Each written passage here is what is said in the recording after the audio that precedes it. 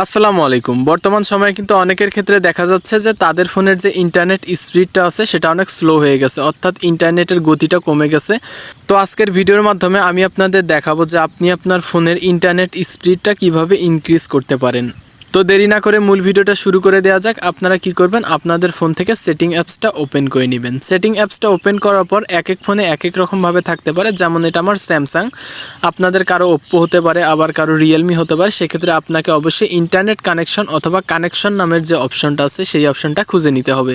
তো কানেকশন নামের অপশনটা খুঁজে নেওয়ার পর কানেকশনে ক্লিক করে দিবেন। অনেকের ক্ষেত্রে ইন্টারনেট কানেকশন নামেও থাকতে পারে।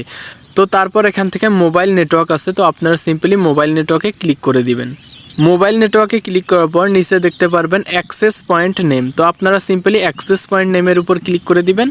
তারপর আপনি নিচে দেখতে পারবেন সিম 1 এবং সিম 2। আপনার ইন্টারনেট কানেকশন যদি সিম 1-এ থাকে তাহলে সিম 1 সিলেক্ট করে দিবেন। যদি আপনার ইন্টারনেট কানেকশন সিম 2-তে থাকে তাহলে অবশ্যই সিম 2 সিলেক্ট করে দিবেন।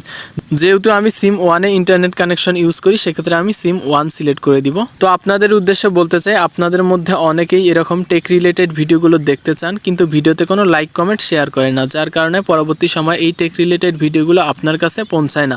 তো অবশ্যই আমার ভিডিওতে সুন্দর একটি কমেন্ট করে দিবেন এবং লাইক দেওয়ার মাধ্যমে আমার সাথেই থাকবেন। তো আপনারা কি করবেন, উপরে দেখতে পাচ্ছেন অ্যাড বাটন, আপনাদের কি করতে হবে, এই অ্যাড বাটনে ক্লিক করে দিতে হবে।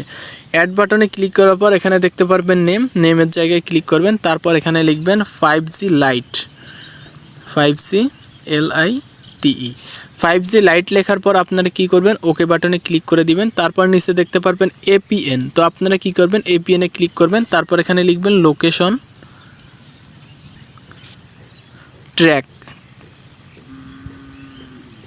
তারপর এখানে আপনারা লোকেশন ট্র্যাক লিখে ওকে করে দিবেন। তারপর উপরে দেখতে পাচ্ছেন 3 ডট আছে, আপনারা সিম্পলি 3 ডটে ক্লিক করে দিবেন। তারপর সেভ বাটনে ক্লিক করে দিবেন।